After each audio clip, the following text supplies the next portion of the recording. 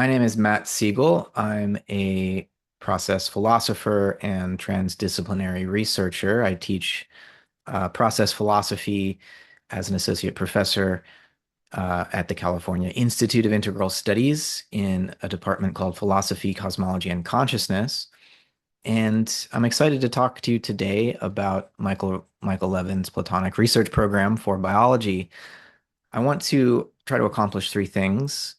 First, I'll briefly introduce Michael Levin's program and why I think it's so significant. Second, I want to unfold a process relational Whiteheadian way of understanding what his lab is uncovering. That's Alfred North Whitehead's process philosophy. Um, this approach will, I hope, honor a structured realm of possibilities, what he calls the realm of eternal objects, without turning those possibilities or patterns into some kind of disembodied puppet masters. Third, I'll suggest how this reframing reshapes our broader metaphysical picture of the relationship between matter and form, law and novelty, physics and biology, and I might even need to make a few theological points. By the way, this is my cat Philo. He's decided to join me for this. So the mystery of biological form has led some biologists, most prominently Michael Levin, back to Plato's theory of ideas. Levin's lab has produced a series of remarkable results on bioelectric patterning in morphogenesis. The headline here is simple enough. Basically, as I understand it, if you tinker with the bioelectric fields that guide embryological development, you can profoundly alter the resulting anatomy of the organisms in question, inducing, for example, most shockingly, eyes on the tail of a tadpole, or reorganizing tissue fragments into novel motile collectives. So Levin is driven primarily by these surprising empirical findings. He argues that the behavior of cells, tissues, whole organisms, multicellular organisms is often best explained by reference to modes of causality that are not traceable to genetic histories or local molecular components. DNA is necessary, of course, but it's not sufficient. This is a major shift in biological thinking. The genome does not specify uh, coordinate by coordinate where every cell must end up in a metazoan organism. Instead, Levin, as I understand it, is suggesting that cells participate in a larger space of morphogenetic possibility, a kind of Platonic morphospace, as he has taken to calling it. So he's now framing his work as a Platonic research program and claiming that both biological form and organismic agency ingress from a realm beyond physical spacetime, with external bodies, physical bodies functioning as what he calls thin user interfaces. He uses this term ingress, which he borrows from Whitehead. He's quick to add, though, that he's not necessarily affirming or denying Plato's full philosophy. Rather, he's trying to think uh, this idea of form and link his hypothesis to a contemporary position in the philosophy of mathematics.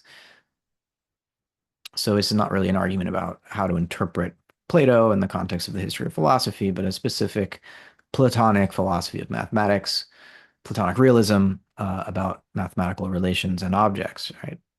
So from Levin's perspective, if you can recompose living tissues into xenobots or anthrobots that reliably discover or create functional forms and aims that have never been selected for by any ancestral lineages, clearly then something more is going on than the playing out of genetic scripts. When a xenobot displays novel capacities, the cost wasn't paid by phylogenetic selection. So as a result, his claim that there must be some ordered latent, what I would call pre-space of possibilities or topos of possibilities, his claim is that this space of possibilities from which such definite patterns can be drawn must be affirmed. This is a very different ontology than the typical physicalism that has guided science up to this point. So it's tempting, in light of all of this, to imagine a realm of timeless patterns that determines the flux of matter um, in physics, but also in biology. And that temptation is hardly a new one. It's the basis, in fact, of the supposedly physicalist concept of a deterministic law of nature. The idea that the messy contingencies of the world are ultimately governed by some kind of hidden, timeless mathematical blueprint. So the challenge here, though, is to articulate the reality of form and thus avoid a kind of nihilistic tailspin into nominalism, but to do so without slipping into a rigid Platonism where perfect immutable originals are impressed upon physical bodies conceived as mere passive imitations, poor copies, or worse, as uh, what Levin calls scratch pads for some kind of disembodied intelligent agency. So let me say where I agree with Levin and where I hesitate a bit. I've been in dialogue with Mike for several years now, and I'm really excited, thrilled even by his research and many of his theoretical moves.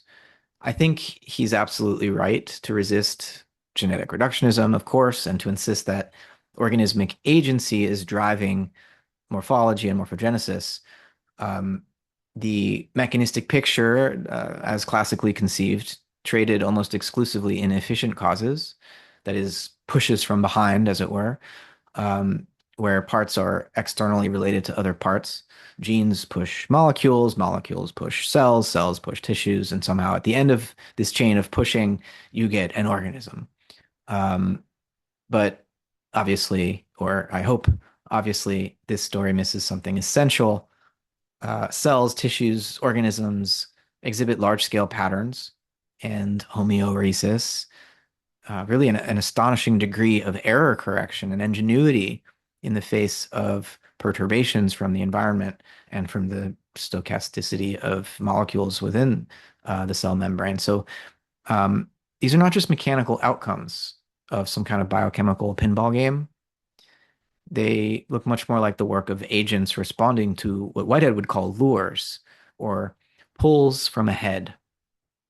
And I think Levin's work, his empirical experimental lab work, is showing precisely this, foregrounding this sense of a lure or a pull from ahead. So his xenobots, anthrobots, they're making it vividly clear that you can chop up and recombine living tissues into configurations that evolution, uh, the phylogenetic history of that organism never saw before.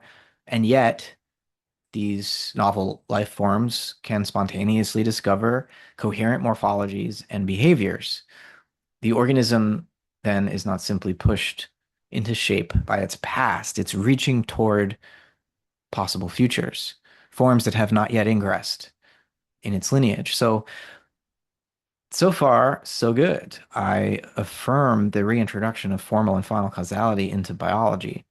But where I begin to hesitate is the way that Levin sometimes describes the relation between patterns and their embodiments.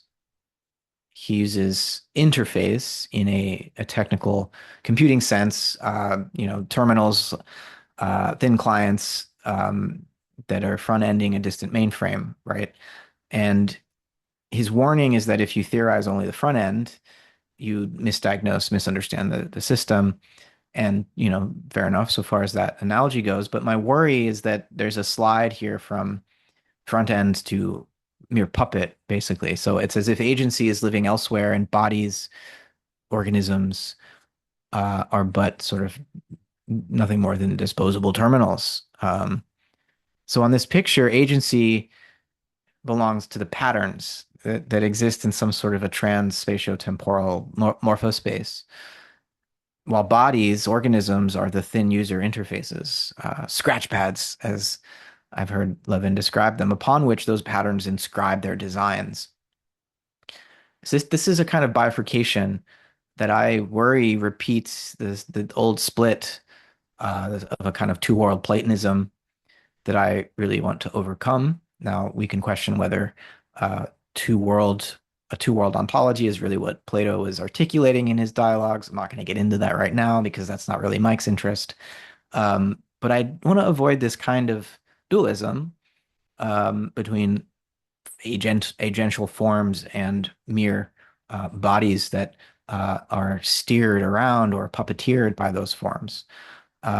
This risks assigning all the reality to abstract patterns, all the agency to abstract patterns, and it demotes organismic life to something more or less like an epiphenomenal display. So I want a reformed, what I would call a reformed process relational Platonism, in which, along the lines of Whitehead's philosophy, in which organisms are the present locus of decision, even as they orient themselves uh, in relationship to a structured realm of relevant possibilities or eternal objects in Whitehead's terms. So there is a real living constellation of forms, but its patterns are not puppeteers. They are not the agents. The agency is with the organisms. The decision is made by organisms as to which forms to ingress. So to make forms agents is and thereby render bodies passive is, on my reading, a version of what Whitehead warned against as the fallacy of misplaced concreteness. So process philosophy is an alternative way of orienting towards these forms. It's an alternative proposal that I think avoids the extremes of both reductive materialism, but also transcendent idealism. In Whitehead's terms, forms are potentiae, potentials. They're non-historical, non-spatiotemporal possibilities with patterned relations among themselves, and relations to actuality generally. Now, any particular form is going to exist independently of particular actualities, but from Whitehead's point of view, the realm of forms does not exist independently of actuality generally. Um, Crucially, these possibilities, these eternal objects, do not act. They have no agency. They are not efficient causes in Whitehead's scheme. Um, they ingress. Agency belongs to actual occasions of experience that do the ingression, the events of concrescence, as Whitehead refers to them. That's what an actual occasion is, an event of concrescence, a growing together of past and possible into a novel uh, entity, which contributes itself back to the the process of reality. Um, so in concrescence, the physical past is inherited. It meets the lure of unrealized potential, and moment by moment, occasions of experience are deciding how to integrate the past with the possible. Um, the possible, the realm of forms, are not the agents making the decisions, right? So in every moment of concrescence, an actual entity prehends the world, prehends its world. This is a perspectivalism in the Nietzschean sense. Every actual entity thus feels physically, it feels the relevant features of what has already happened, and it conceptually entertains relevant possibilities that have not yet occurred. And these feelings, these prehensions in Whitehead's technical terms, are not just passive impressions, they're factors in a decision. So the occasion is integrating what has been and what could be into a new act, a new actual entity. And that act then becomes part of the world that another occasion will inherit. And let me actually diagram this briefly, this process of concrescence, so you can get a kind of uh, clearer picture of it.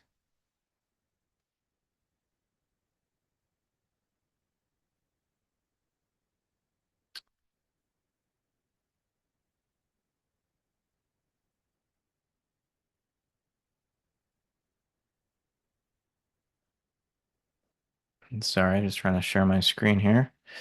There we go. So I'm using some daffodils to illustrate the process of concrescence, which Whitehead describes as the process by which the many become one and are increased by one. And concrescence is happening at all scales of the universe at all times. He has an event ontology, so the universe is a network of events. It's not a collection of particles in empty space.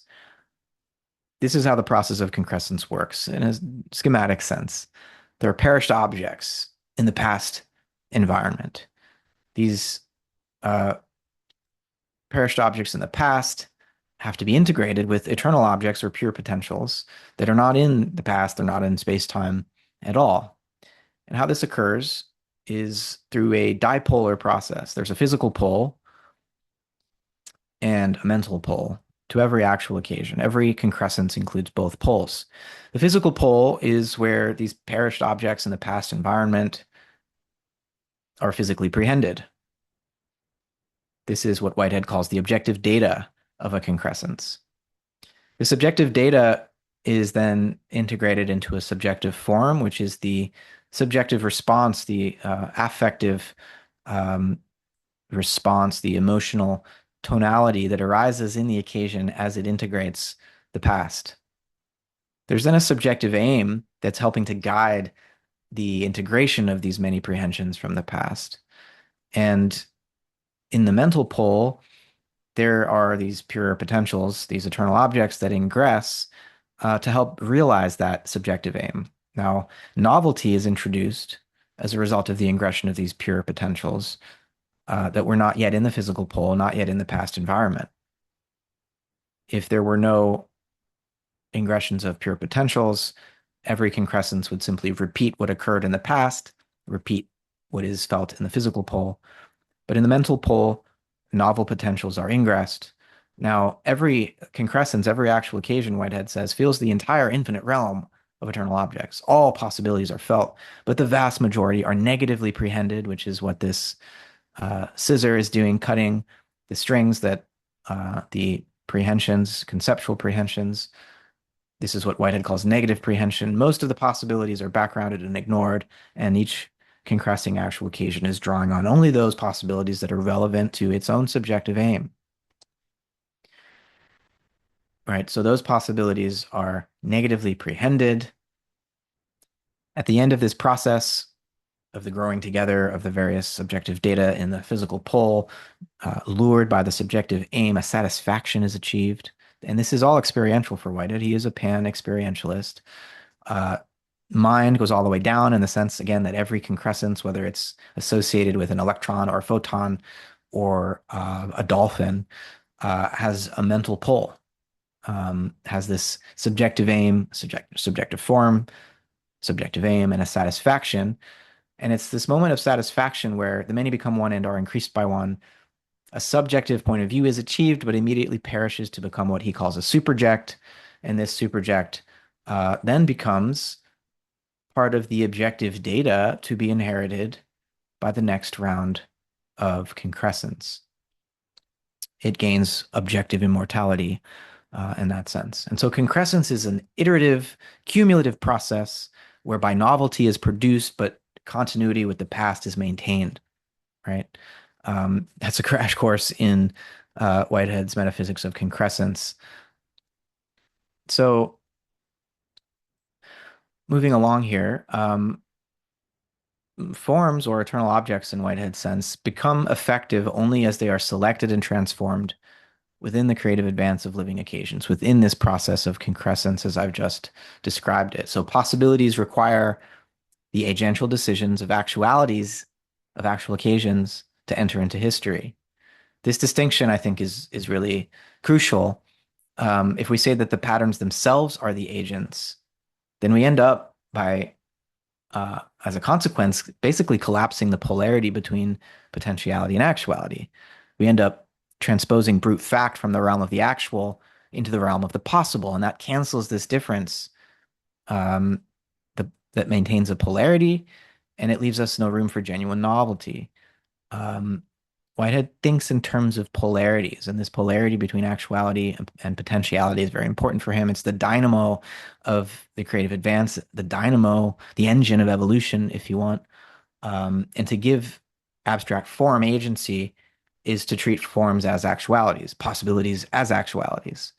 Um, this this is metaphysically problematic um, from my point of view.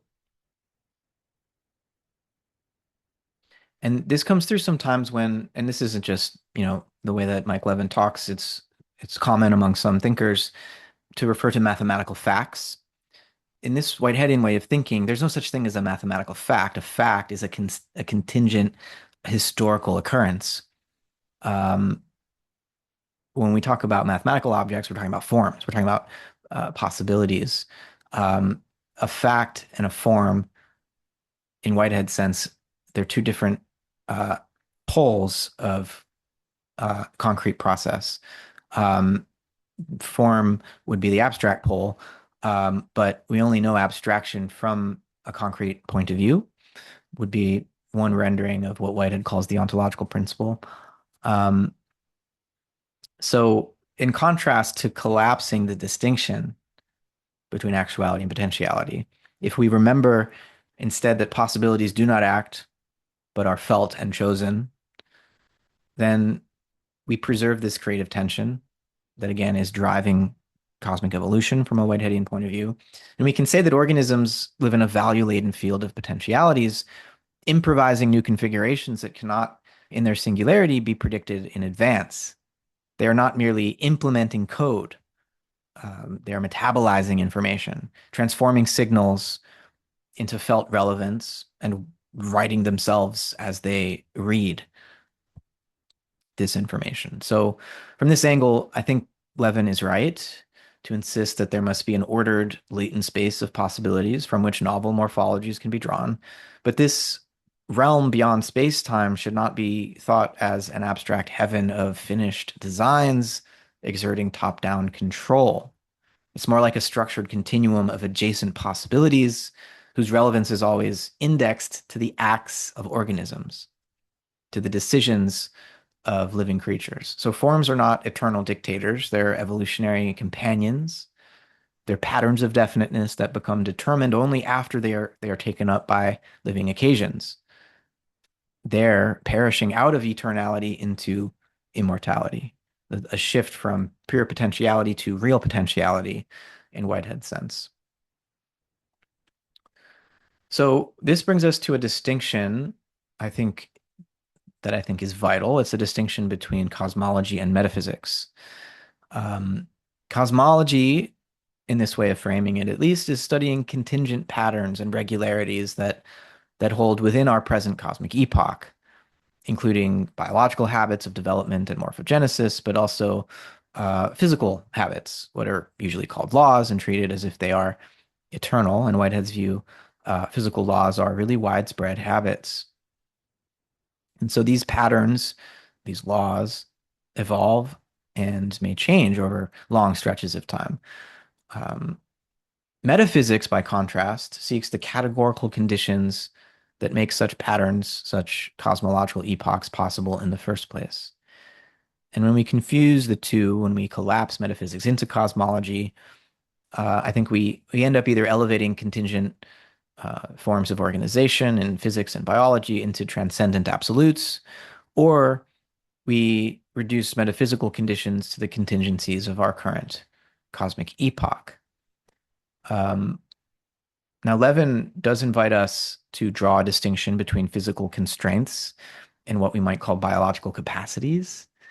This, for me, immediately raises the question of whether formal causes or organizing patterns and final causes or lures of value, ends, goals, that seem minimally operative in the physical world may become more salient in the biological world, but they're never entirely absent even in the physical.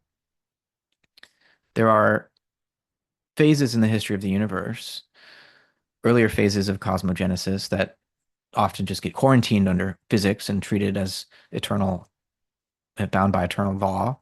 But there are earlier phases where I think the scene is dominated, um, is not yet dominated by the regularities we call laws. If we rewind, 13.7 billion years ago to the first atoms, this picture of a supposedly um, a physical world supposedly determined by fixed laws, eternal laws, I think things look a bit different. It's Picture the first hydrogen atom that's emerging. A proton and electron are entering into something like a symbiogenetic relationship, to use Lynn Margulis's biological concept. This wasn't the execution of a pre-written script, right? The first hydrogen atom emerges as a creative act. It's the expression of a new capacity for enduring existence. And so what now presents itself to us as a constraint, looking back, we see a periodic table of elements that seems fixed, was once an achievement. So what is given now is really sedimented Genesis. So if we follow that sedimentation forward um, across eons, we can see how achievements congeal into the scaffolding that constrains and enables subsequent novelty. So 4.5 billion years ago on this planet, a new kind of organization emerged that inherited these prior accomplishments, these physical constraints, as boundary conditions and as springboards. So on this view, there's no sharp ontological line anymore between non-living and living. There's a continuum of organization where formal and final causation is gradually coming into focus as organisms learn to exploit and recompose the constraints bequeathed by physics and chemistry. So biology on this reading is not merely pushed from behind by efficient causes.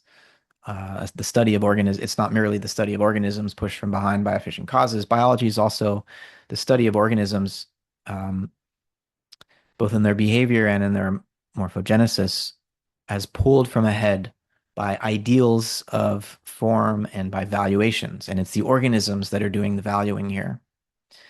Formal and final causes thus re-enter the scientific scene as pattern and as aim. Um, this is a way of thinking about the embryo's morphogenetic sense of limb versus tail, axis, polarity, proportion, and so on. We can't understand these aspects of development without formal and final causality. I completely agree with Levin there, but I think that we need to be more cautious about the metaphysics here. I think we need something like Whitehead's realm of eternal objects. And in Whitehead's account, these eternal objects, this topos of possibility, this continuum of possibility, is ordered by a divine entity. Now, obviously, there's a long history of antagonism between natural science and theology and religion, but it's also true that all of the founding fathers of the scientific program in at least the European modern Western context were motivated theologically. The idea that the human mind could comport itself and come into resonance with the intelligible structure of nature was only credible as a research program to them because of a theological view, more or less a deist view. And we don't need to hold the deist view, but Whitehead argued for a kind of metaphysician's God. It's not a God of religious longing, but of conceptual coherence. So Whitehead's realm of eternal objects and the God that he says envisages and orders this realm of eternal objects or possibilities is not uh, we shouldn't think of some pre-patterned cosmological program that determines actuality. Whitehead's God is not all powerful, not some sort of cosmic engineer. Um, we need a name for the structured uh, pre-space of potentia or the topos of adjacent possibilities that organisms can draw upon, um, that prevents the future from collapsing into the past, that holds open a space of potential that's got a value vector to it, right? It's not just randomly arrayed possibilities, it's possibilities that seem to be organized and ordered in such a way so as to serve the intensification of organismic experience and agency. So crucially, in Whitehead's scheme, the eternal is not some to be that this realm of eternal objects is not to be imagined as a kind of frosty stockroom of pre-made potentials or frozen uh, possibilities. In his Harvard lectures, his students record him suggesting that the realm of forms, this eternal this realm of eternal objects alters in its reference to temporal occasions of experience and to the historical process. So he says, this is how his students record one of his lectures.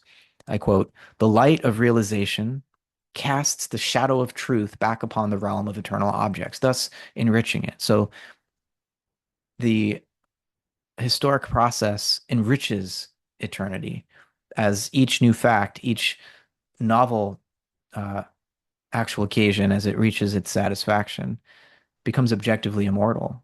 And thus, there's a kind of evolving and growing sense of the eternal in Whitehead as um, each concrescence becomes, in a sense, an eternal fact um, to be built on by the next moment of concrescence. So eternity grows in this conception. There was a time when there were no elephants, right?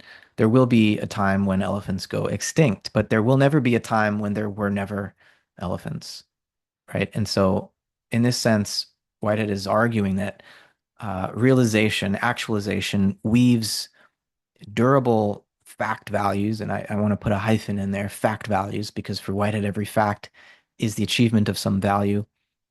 Every value has a factual uh, dimension to it. Realization weaves durable fact values into the weft and weave um, of the universe, and that feeds back onto this space, this topos of possibility. So there's a co-creative aspect to this polarity between actuality and possibility for Whitehead. In this dipolar scheme, eternal objects as pure potentials are gathered in the primordial aspect of the divine, what Whitehead calls the primordial nature of God. They're gathered into and unified into a continuum of relevance, so that actual achievements, the realized forms of historical becoming, can then be woven into what he calls the consequent nature of God, preserving as a kind of memory what has been, and also artistically, aesthetically retuning it to the lure of what might yet be. So God, for Whitehead, is an example of concrescence. God is an everlasting concrescence. So unlike all other finite concrescences, God's concrescence is said to be everlasting. It doesn't perish. Everything exists within this divine concrescence. And in this way, for Whitehead, God is not supposed to be an exception to the metaphysical scheme, but it's the first instance of its application, its chief exemplification, in other words, the macroscopic exemplar of concrescence. And so Whitehead's trying to account for a God that is both eternal and historical. He's trying to account for the way in which possibility and actuality are dynamically entangled and require one another, but don't collapse into each other.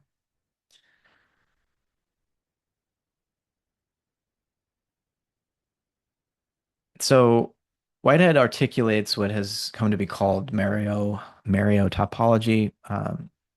Mariology is the study of wholes and parts, and he wants to understand the relations among wholes and parts in the continuum of possibility. Um, Topology is the study of these relations. Topos meaning place, right? It offers, I think, a more concrete approach than what we usually think of as geometry. Topology is non-metrical, so you don't need rulers and coordinates or fixed scales. Um, and so the point here is that aside from a select group of human beings, most organisms don't make decisions using meter sticks. They're not going out measuring the world. Cells, as they engage in embryological development, are not calculating one another's coordinates. I think the engineering mindset that imagines DNA as a set of instructions for computing where each cell needs to be at each moment mistakes an algorithmic blueprint for what is really more like a felt field. So I think a topological lens helps us see this uh, more accurately, more sensitively. So we begin with the whole um, when we're talking about life and organisms, not with the parts. Begin, let's begin as, Mike Levin will often say, we all begin as physics and chemistry, as fertilized embryo, and then out of the process of development, you get Descartes or any human being. So we begin as one cell. That cell divides. You begin with the whole and then get the parts, in other words. So development is not an accumulation of discrete parts that finally produces an organism. It is a whole that differentiates into parts. The whole precedes the parts. So in Mariotopological terms, I think we can see how boundaries are not rigid seams, but dynamic neighborhoods that thicken and thin as the organism negotiates its own becoming. Um, Parts are not molecular parts, say, they're not little machines that get bolted together. They're regions of a living gradient, and they're transiently stabilized by ongoing relations within the whole. And again, the whole precedes the parts here, right? That's what's crucial. And I think Levin's account and his lab's account of bioelectric fields helps us operationalize this into an empirical research program. This isn't just a speculative idea about wholeness. So if we approach development with an overly mechanistic or engineering mindset, I think we're always going to try to assemble the whole from pre-made components. We're going to be assuming a geometric picture that presumes we can measure everything in advance and assign each piece its coordinate. What I'm calling a topological approach here, speaking loosely, is more organic. It's about feeling one's place in a gradient, just as each cell feels the shape of the bioelectric field around it. And gradients here are evaluative fields. They do not merely constrain, they invite, they goad. And following Whitehead, we can say that the cell prehends its neighborhood. It feels relevant features of the past environment, relevant relative to the field of adjacent possibilities that halo it. And then it decides. Field effects like bioelectric potentials, morphogen gradients, tissue level tensions are not organizational afterthoughts. They're the medium of agency at the scale where the organism's aims become operative. None of this denies the role of molecular interactions, genes, proteins, signaling cascades, and so on, but it places them within an organismic topology. To treat DNA as if it calculated coordinates is to mistake a syntax for semantics and a semantics for a lived pragmatics. The organism is not passively implemented by code. It's actively metabolizing relevant information. So the causal story is not a one-way push for molecules upward. It's a many-leveled resonance in which uh, the whole conserves itself by continually differentiating, where we would expect robust flexibility, error correcting, morphogenesis, graceful accommodation and perturbation to perturbation, um, and local innovations that the whole can then integrate. I think this reframing also touches on physics. It goes beyond biology. We habitually treat space-time as some kind of a metrical container, but geometry, um, at least on Whitehead's view, the geometry of space-time as Einstein had it is, we're really talking about a tool for our purposes. It's not the essence of the real. Topology precedes geometry and experience. It's more concrete in that sense. Before we measure, we orient ourselves in place from a perspective. Before we count, we connect. And if the biological world is best understood in terms of these Mariotopological neighborhoods and gradients, then I don't think we should be surprised that physical space-time, too, can be approached as a relational topology within which metrical structures are selected by organisms for the problems at hand. There are multiple geometries that can model one and the same physical situation. In other words, none is the be all and end all.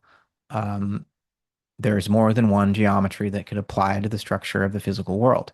The organism's way of knowing, its way of feeling um, gradients is hinting at a deeper kinship, I think, between the biological and physical orders than measurement alone discloses. So Levin understandably stresses mathematical order, and he talks about information. And here again, I largely agree with his approach, but with one important nuance. I share what I understand to be his resistance to equating the latent ordered space, morphospace, with information understood as passive data. Um, Information is not information unless it is metabolized, right? So, as Gregory Basin would say, information is a difference that makes a difference. And I would just add, it's a difference that makes a difference to somebody, to some organism. And I think Whitehead's term prehension helps here. Organisms feel or prehend the world in both modes, physically by taking up what has already happened, and conceptually by entertaining relevant possibilities not yet actual. And organisms transmute these feelings, physical and conceptual, into a new fact or a new act. Prehension is like eating data, transforming it into oneself, even as one is transformed in turn by it. So agency isn't something beamed in from above, it's something enacted as decision, a decision in the process of concrescence. Wherever organismic relations reliably co-vary, and here I'm drawing on some of the work of Benita Roy, whenever organismic relations reliably co-vary, information is realized, right? That's how measurement really works, and why there's no absolutely external observer. We can't talk about ready-made information independent of the observer to whom that information is relevant.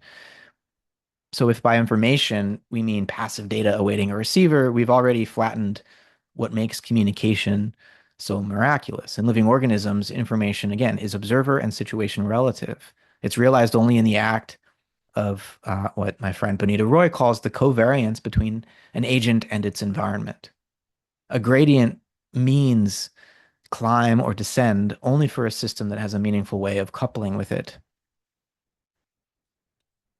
So in this sense, information is not something that's stored, right? It's not ready-made. It's enacted. It's produced in the act. It's an interpretive act. The organism brings virtual possibilities into play by co-varying with what matters in its neighborhood. Um, and so if there's a map of development, it's not a static diagram of destinations and coordinates. It's an ongoing, many-leveled resonance of a whole that knows itself only by continuing to become itself. I think Whitehead helps us, his language, his metaphysical scheme helps us keep all these threads together. So each moment in the life history of an organism is a concrescence.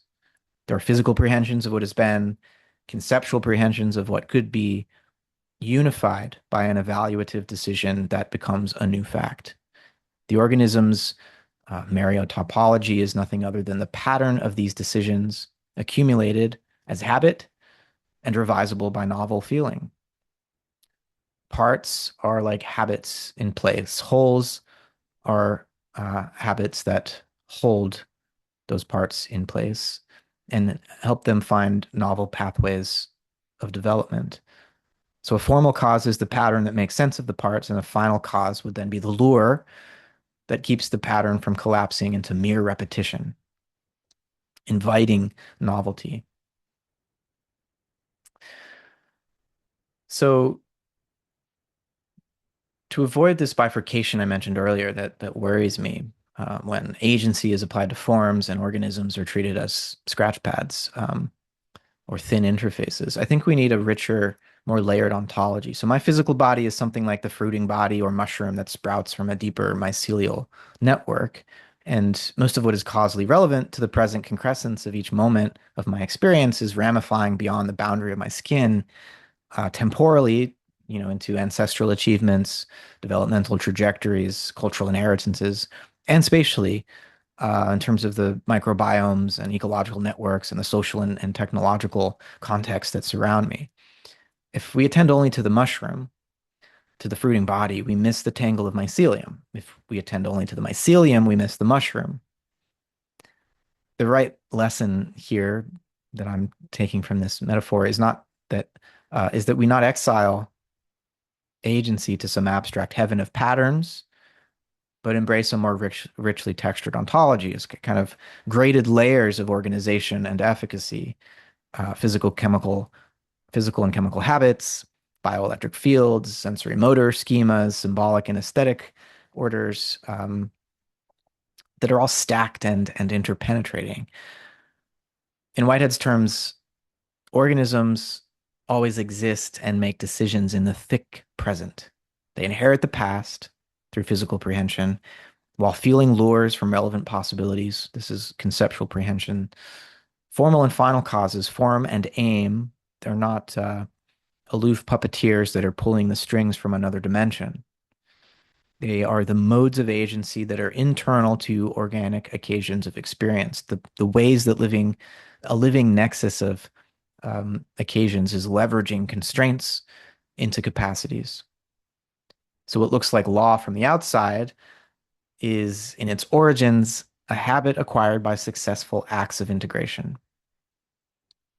What looks like passive material from one scale is at another scale a complex, buzzing society of agents negotiating gradients and values.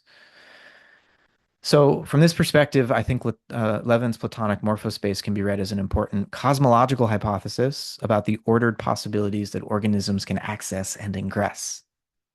The process philosophy that I'm adding to the picture here offers that this realm of possibility beyond space-time is not a separate world, but an aspect of this one. It's the conceptual pole of concrescence, access through conceptual prehension. It's not a matter of leaving our embodiment behind, but deepening our embodiment as a result of the ingression of that which is beyond body and beyond space and time. So let me just briefly talk about the structure of this space of possibilities, because this is where I think Whitehead's metaphysics becomes especially helpful. Because of covariance, tugging on one eternal object never brings only that one to the party, so to speak. It arrives with an entourage. Whitehead names these patterned entourages abstractive hierarchies in his book Science and the Modern World, published in 1925, in a chapter titled Abstraction. Um, and the point that he makes here with the way that possibilities come with entourages is easier to see, I think, with the example of color. So red, blue, and green, etc., they don't hover indistinctly as isolated possible shades or hues. They're interdefined within a web of relations that has both an experiential depth and a historical weight behind it. We can think here with Johann Goethe, um, for whom color was not simply what appears when a prism decomposes white light, as Newton had it. This sort of prima facie neatness of Newton's spectrum, I think, from Goethe's point of view, depends on a contrived geometry of apertures and screens and so on, a crucial experiment. Whereas for Goethe, um, exploring the whole range of color phenomena, color becomes an edge phenomenon. It emerges where light and darkness meet and mingle. And so light and dark are thus more primordial in the hierarchy than the chromatic hues that they support and that emerge from their mingling. So yellow and blue then appear as more elemental polarities than, say, green, which is not primitive or primary in the same sense. Green arises out of the mixture of blue and yellow, when blue and yellow mingle. So this is a kind of chromatic genealogy that is an expression of how possibilities hang together among themselves. If I pull on or ingress green into experience, I have, whether I am conscious of it or not, already pulled on blue and yellow in the background. So green covaries with them. And this is precisely how an abstractive hierarchy works. An example of how it works. The availability of one form presupposes a constellation of correlated forms and contrasts that give it its unique sense. So notice a few things that follow here. First, the continuum of possibility. It's not a free-floating menu of forms that exists entirely independent of actuality. Our visual systems, opponent processes, and the polarities that we discover in practice through media and light and the lived phenomenology of edges and gradients and so on, all of this tunes which colors are salient and how they can be composed. Second, notice the definiteness of possibility cannot be reduced to any single actual occasion either. When green ingresses into a present act of seeing, it does so by drawing upon a relational matrix, light, dark, yellow, blue, that outruns the moment and yet is concretely felt within it. In Whitehead's terms, the eternal objects an occasion conceptually prehends are covariant. They come in patterned constellations. This is how I think. This is how to think a structure of definite possibility that is neither detached from the actual world nor collapsed into it. The world's achievements and our organismic apparatus co-shape the very palette of forms that can be felt, chosen, realized, decided upon. Mathematics offers another analogy here. While its truths feel timeless, its practice shows us that these truths emerge through the creative interplay of discovery and invention. Russell and Whitehead's struggles in the Principia Mathematica illustrate the impossibility of grounding the whole edifice in a final logical foundation. Mathematics evolves through paradox, revision, imaginative leaps. Something similar holds for biological form. Organisms do not unfold according to rigid templates. They dip into a structured but evolving open field of potential, actualizing new patterns through their own activity. Now, Levin understandably stresses mathematical order, but I think aesthetic and ethical forms matter too. Scientific inquiry is lured by the beauty and goodness of truth, for example. So possibility is not just a matter of cold combinatorics, it's graded by a sense of worth. This is very important for understanding the norms which become very apparent in the biological world, if not in the physical, though we could talk about that. Whitehead's primordial valuation, right, his primordial nature of God is simply his account of how an otherwise unstructured infinitude of possibility becomes organized by relevance for finite agents. So let me then begin to wrap up here by offering a kind of reframing of Levin's program, a movement from conceiving of forms as puppeteers to conceiving of them as partners in evolution. I would say that Levin's entirely justified in positing a latent ordered space of form and aim. I think his experiments show that organismic agency cannot be reduced to local molecular interactions or to the ancestral record of natural selection. Cells, tissues, organisms all navigate a field of possibilities that vastly outruns anything encoded in DNA. But instead of saying that patterns in that field are the true agents and that bodies are merely thin clients, I want to say that organisms are the loci of agency and that they orient themselves by a structured continuum of possibilities. Formal and final causes, patterns, and aims are real, but they are internal to organismic decision making. They're not external puppet strings. The thin interface metaphor, if it suggests that agency resides in a disembodied mainframe that's behind the world, behind organisms, this repeats the bifurcation of nature into dead matter and living ideas that we see in the sort of caricature of Plato's two-world theory. A process relational alternative would say that what Levin is calling forms beyond space-time is it's related to in Whitehead's terms, the conceptual pole of concrescence. It's always and only realized in and through the experience of actual entities, actual occasions. Morphospace is not a separate realm to which we are hooked up, but the way the universe's accumulated achievements and primordial valuations show up as relevant lures for our present decisions. So on this view, again, cosmology is the history of contingent creative events. It's the story of how capacities become constraints, become new capacities, and become new capacities. And then metaphysics seeks the invariant principles that make this cosmological process possible. So categories like process, form, value, relation, actual occasion, eternal object.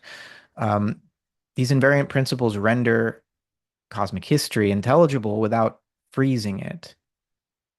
Now, if we conflate metaphysics and cosmology, I think we end up being tempted either to reify patterns into abstract agencies that exist above the material world, or we end up reducing agency to an illusion emergent from brute mechanism. I think Levin is correct to resist the latter And I think process philosophy can help us sidestep the former danger. So to conclude, I think the stakes of all this are not merely conceptual. Um, they're not merely scientific. They shape how we imagine the future of life itself. If we treat the latent space of adjacent possibilities as a predeterminate reservoir of finished designs, then I worry that all novelty becomes a kind of illusion. If we treat forms as unreal, on the other hand, reducible to molecular flux, then the evident creativity of life dissolves into noise, contingently selected um, by the filter of natural selection, which I don't think can get us the novel form um, or the biological agency that many neo-Darwinians assume it can. Process philosophy, I think, helps us avoid both of these extremes by offering us an ontology of what I would call participation. Um, what this looks like is an ever multiplying plurality of actual occasions relating to one another through a unified continuum of potential forms, guided by a cosmic lure that does not compel but invites compositional intensification.